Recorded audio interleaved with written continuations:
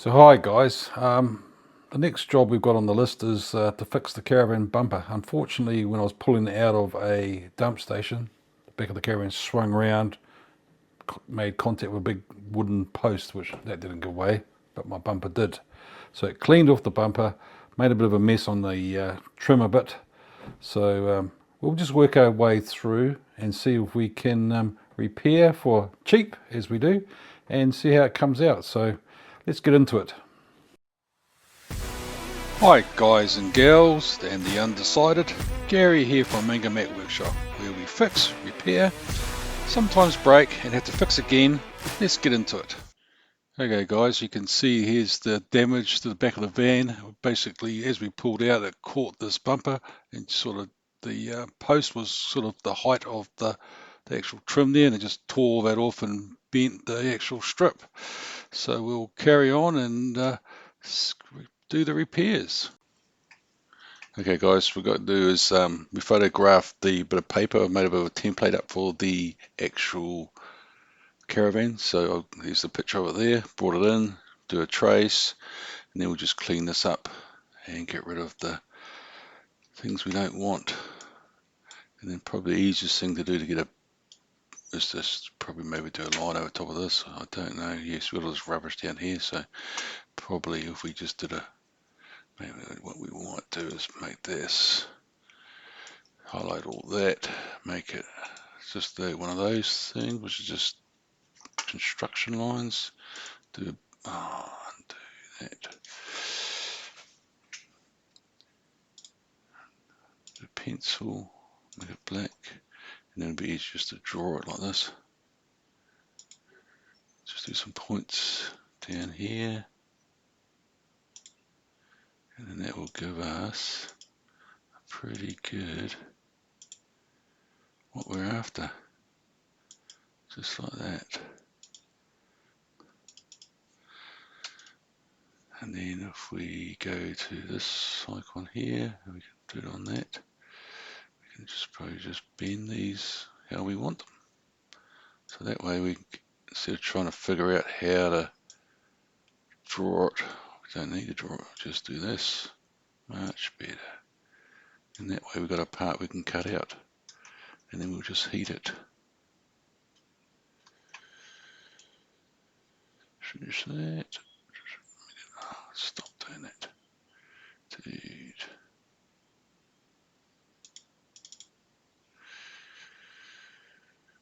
I think we're pretty good. But not too fussy about these ones. To be fair, just doing it because I can. But look at that, eh? Easy. Too easy. And then we'll just save that as a, get rid of that. Shut this out of the way. And that's our little plastic reinforcing thing that should be pretty Bobby Dazzler, to be all fair. So here I'm going to set up the laser, and it comes in and it does a point down and up to get the right distance, and then I'll just get everything lined up, and then we will do a trace to make sure it's going to fit, and then happy with that, away we go, run the cut and see how we go. Should come out alright.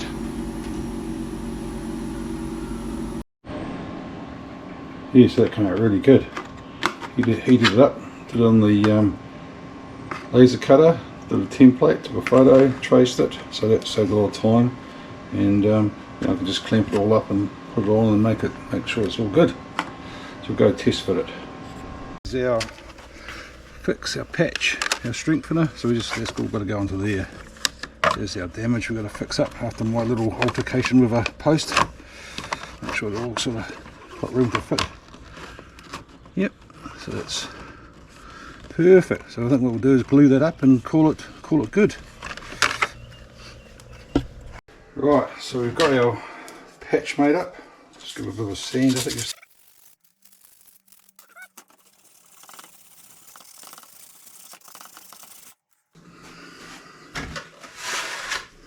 Yeah, I had put some glue in here previously in a previous life, but wow, didn't always work. Anyway, we'll just go for gold on this one and see where we get to. Look at this.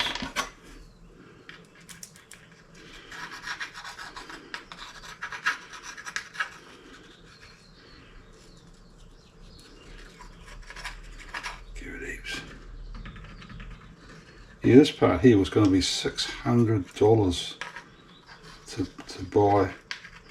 So luckily I went back and picked it up. So here I'm just applying the glue and the clamps to clamp it all in. I'd heated it and so I bent it into shape, so yep, it should be all good. Clamp it up. What do you reckon, guys? Pretty good? Okay guys, so I've put on the reinforcing bits through here just to make it hold together a bit better, and then I've also just got some car Bondi I had.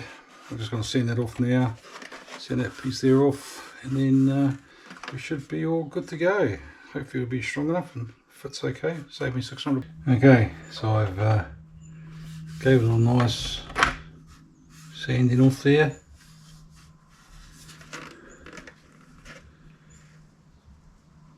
So that's a lot better than what it was. So hopefully that in there.